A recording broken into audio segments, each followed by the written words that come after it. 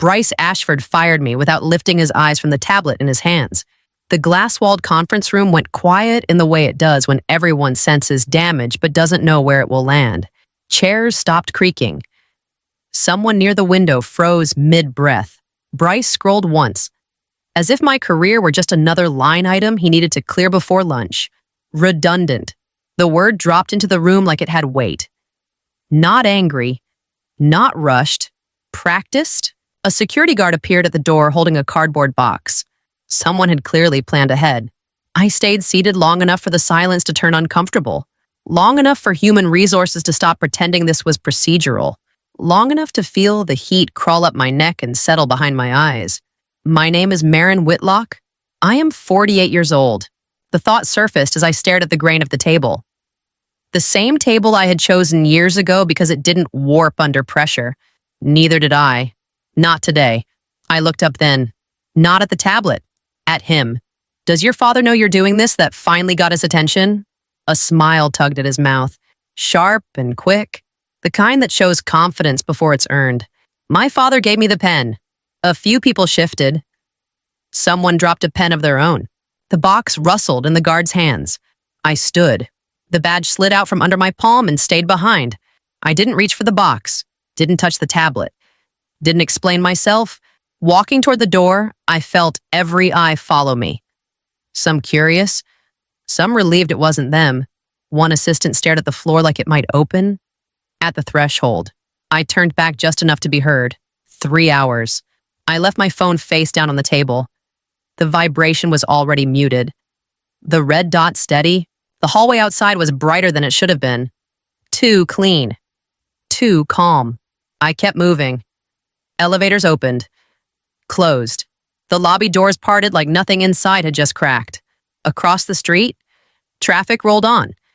Dallas did not pause for a pink slip. In the final third of this chapter, a quiet line belongs here. This story is a work created by the writing team at Her Fear. I didn't take a single thing with me, not because I had nothing to lose, but because the moment I picked something up, they would think I was leaving. Why would someone walk away when everything in the room believed it was over? I crossed the street without looking back, already counting the minutes. The waiter set down the water and paused when he noticed the second place setting untouched. I didn't thank him. I didn't look up. The chair across from me scraped softly as it filled. You left your phone, my lawyer said, not as a question. I nodded. The ice in my glass cracked. Somewhere inside the building across the street, a red dot was still steady. He slid a thin folder between us. Not opening it. They moved faster than I expected. They always do when they think they're alone. I said, my hand stayed flat on the table. No shaking. No reach for the folder. Did the notice go out? Mandatory attendance. Emergency review. He leaned back. You didn't tell me you trained under him. I felt it then. The old weight. Not grief. Gravity. He hated noise. Hated people who needed applause. The memory tightened my jaw. He used to say the company would rot if it learned to love faces more than systems. My lawyer watched my expression change and didn't interrupt. When he got sick, he asked one thing. I continued. That I stay quiet. That I stay small. I tapped the folder once. He didn't trust his son to hold the line. He trusted me to disappear. Disappear with control, my lawyer said. Disappear with responsibility. The folder opened. A trust deed. Signatures I knew by heart. My name appeared where it always had. Not as owner. Not as beneficiary. But as the one who decided when the lights came on. Across the street. A shape moved behind the glass. Bryce, pacing. Someone handed him a phone. He waved it away. My lawyer's voice dropped. If Bryce inherited the title, what exactly did you inherit? The question hung there. Heavy. Not looking for comfort. I inherited the switch. I said, and the rule that it only flips when someone proves they shouldn't be in the room. A vibration ran through the table. His phone this time. He glanced, then slid it toward me without a word. The subject line was short. Legal. Final. Key person clause activated. I took a breath I didn't realize I'd been holding and pushed the folder back to him. We wait. For how long? Until they lock themselves out. I said, standing as the check arrived untouched. They always do. The notice hit my inbox before the check arrived. My lawyer glanced at his screen, then at me. They've never moved that fast. Across the street, the building's glass reflected the afternoon like nothing inside was breaking. I kept my eyes on the table. They don't think they did anything wrong. A vibration. Another, he slid his phone closer. An internal alert. Copied wider than it should have been. Emergency board review. Mandatory attendance. Names populated in real time. Directors dropping off flights. Assistants scrambling for signatures. The clause is live, he said. Key person. Automatic. Good. A pause. He watched my face, waiting for relief or nerves. He got neither. Once this starts, there's no off-ramp. You know that. I wrote it that way. A server stopped mid-step when she heard the word automatic. Her eyes flicked between us, then away. The steak in front of me cooled untouched. Another message pushed through. Legal compliance. Audit flagged. The firing timestamp circled in red like a target someone else had drawn. They'll say it was procedural, my lawyer said. They'll say redundancy. They can say whatever keeps them calm. I said, the clock doesn't care. He leaned in. Bryce doesn't know what he tripped. No, I said, he knows what he wanted. Phones started lighting up around the room, low voices, a chair scraping hard enough to draw looks.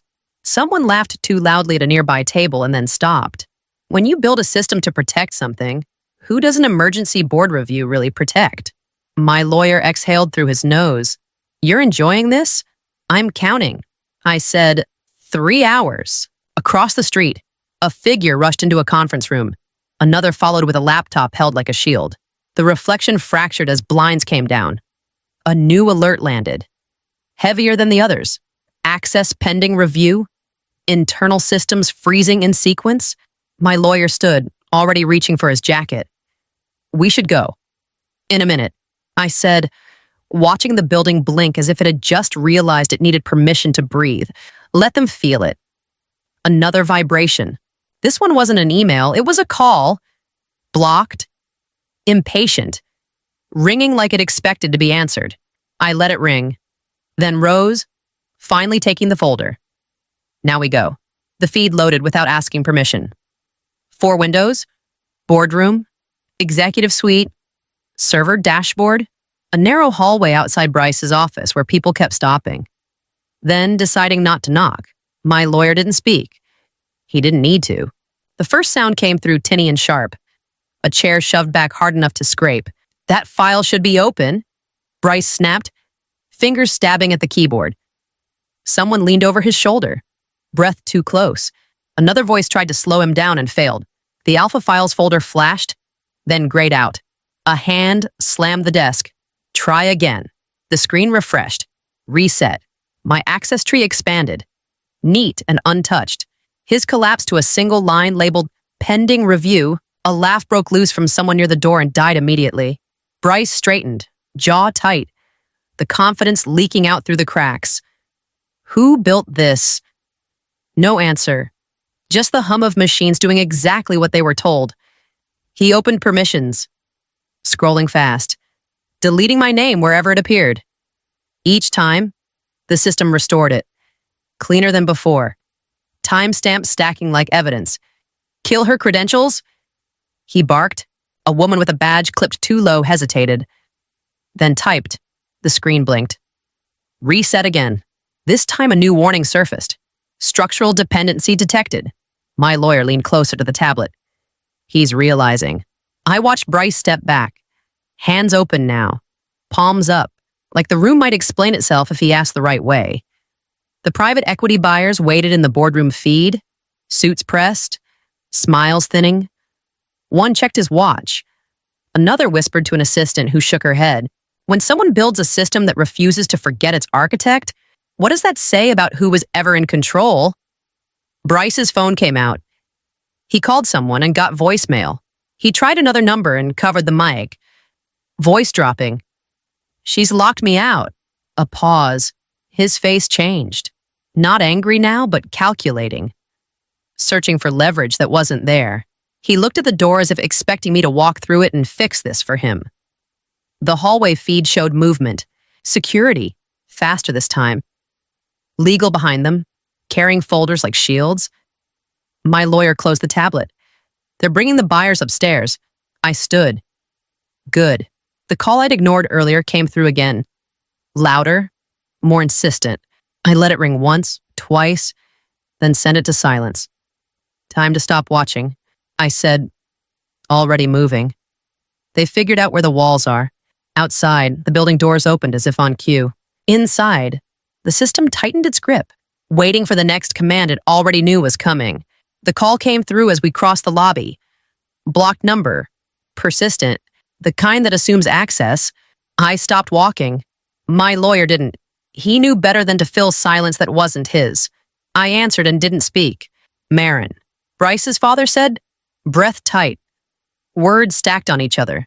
Tell me you didn't leave. If you're out. The trust dissolves. We're exposed. The lobby noise fell away. I watched the security desk straighten when they recognized me, then hesitate when they remembered the morning. You're late, I told him. A sharp inhale. You don't understand what this will do. They're circling. They've been circling for years. I kept them off with extensions. With favors. I can't do that without you. I pictured his office. The locked drawer. The slips he never admitted were more than weekend habits. The debts that never touched the balance sheet because they never could. Not while I stayed small. You tried to find it. I said, you always did. Silence. Then a brittle laugh. You think I didn't notice the missing shares? You noticed. I said, you just couldn't touch them. A pause stretched. The elevator dinged behind me and no one stepped out. Stay. He pressed. Let me fix this. I'll make you whole. Whole. The word landed wrong. When protection turns into leverage, who do you think it was really protecting I'm not leaving? I said, I'm arriving. His voice dropped. Urgency cutting through the polish. Bryce doesn't know what he's done. I know exactly what he's done. He started to say my name again. I ended the call. My lawyer turned back. Eyes searching my face. That was him. Yes, he's scared. He should be. A message hit my phone before I could pocket it. Creditors requesting confirmation of beneficial ownership. Another followed. Flagged urgent. Board counsel requesting trustee presence. The building doors slid open ahead of us. Inside, footsteps hurried. Voices rose and fell.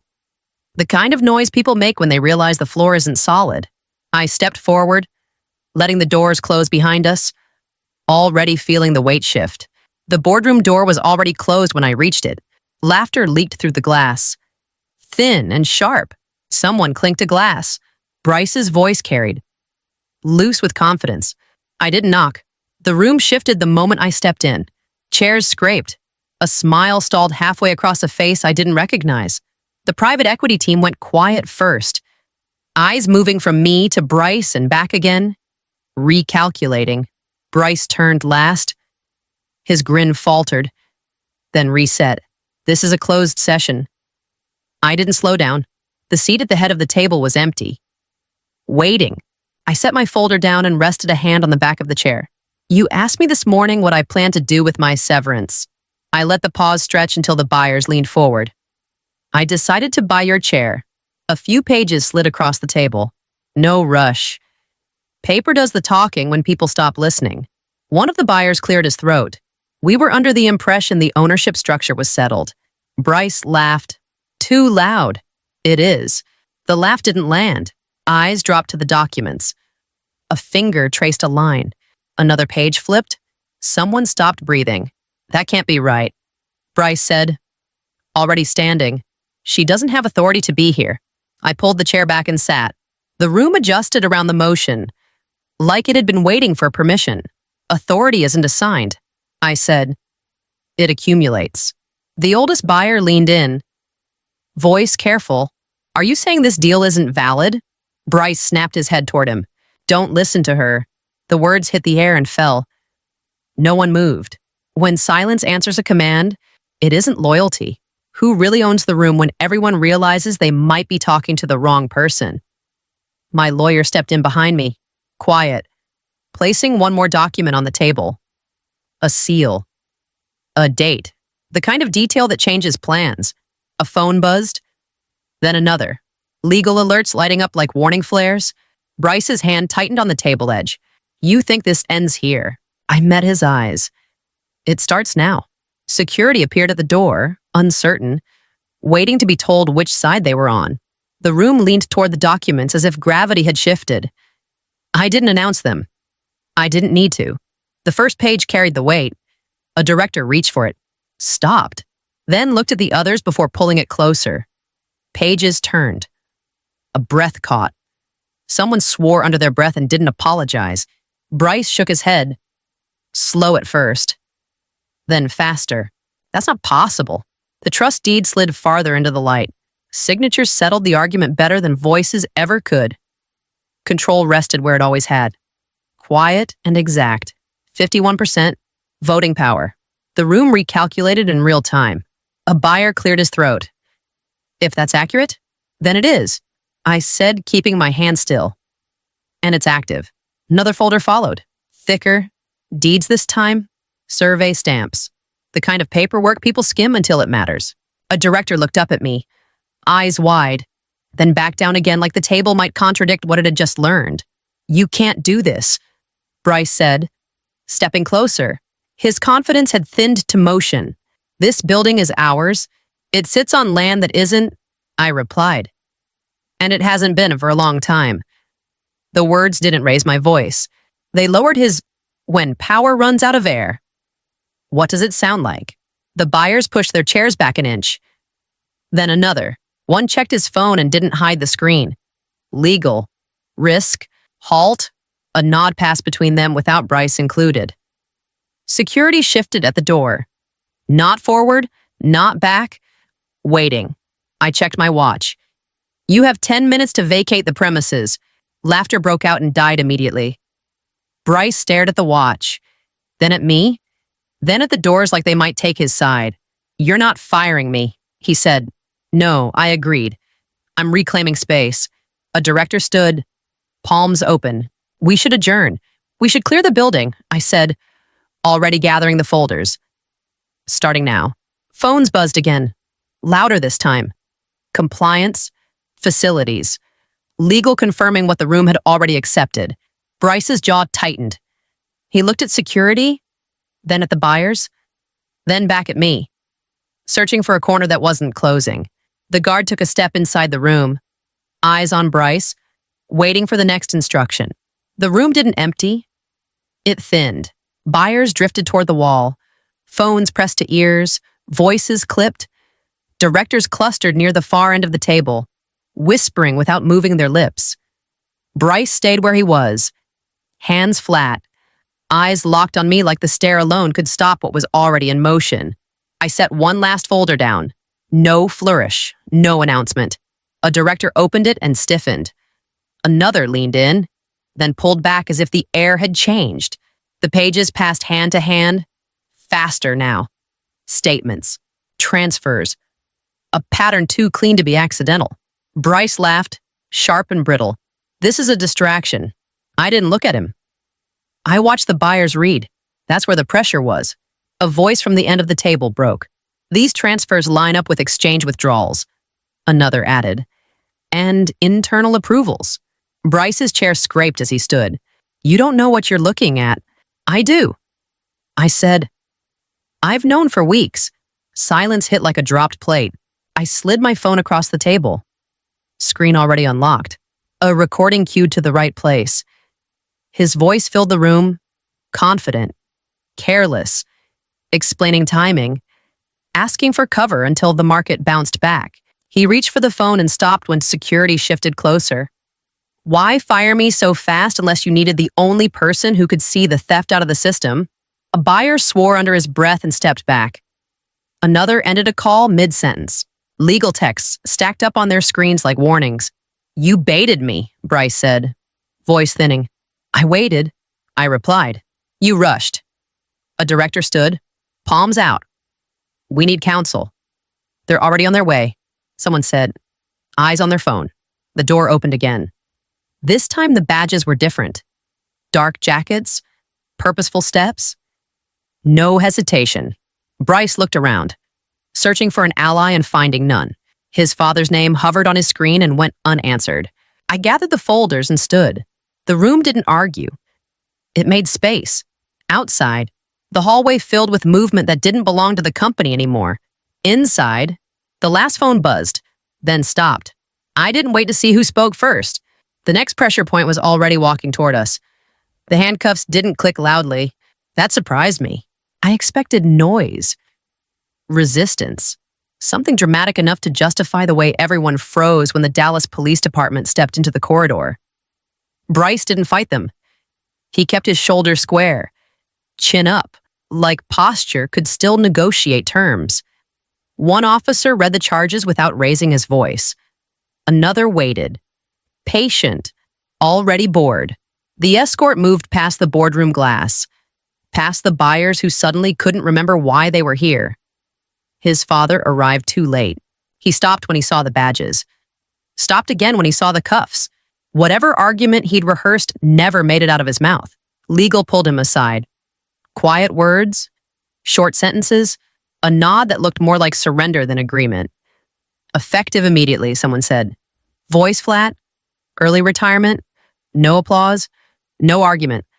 The building accepted it the way it accepted everything else today.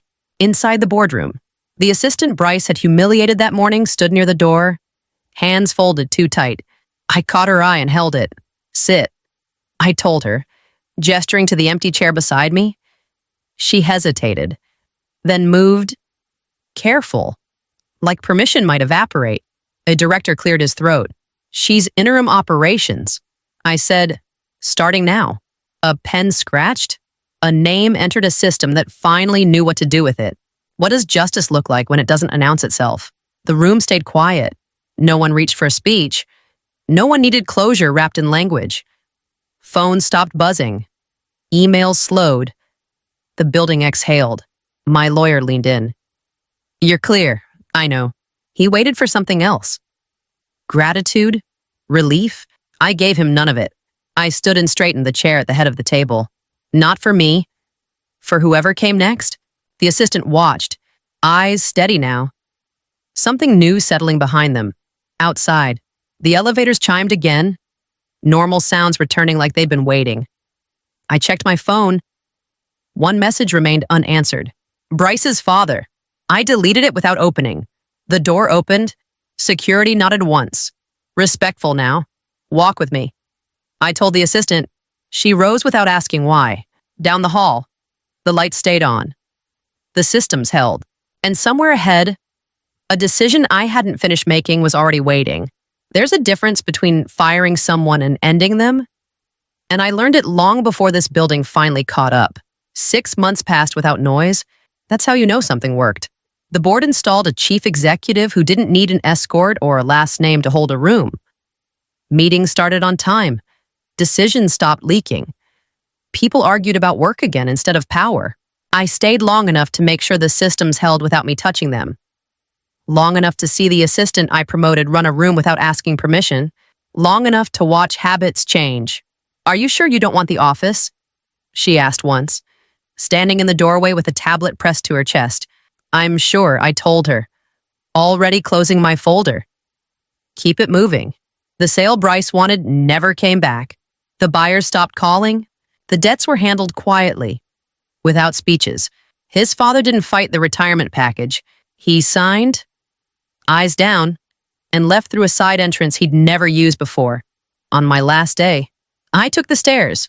The security desk looked the same. The guard looked up, then smiled like he'd been waiting. You coming back tomorrow? I adjusted the strap of my bag. Not a box this time. Just what I needed. I never really left. He nodded and waved me through anyway. Old habits die hard. Outside, the air felt lighter than it should have. Not relief. Clarity. Here's what I learned the hard way if you let people define you by your job. They'll decide how disposable you are. Ownership isn't about titles or chairs. It's about knowing where your lines are and enforcing them once. Cleanly. Thank you for staying with me through this. If you've ever been underestimated, I'd like to hear how you handled it.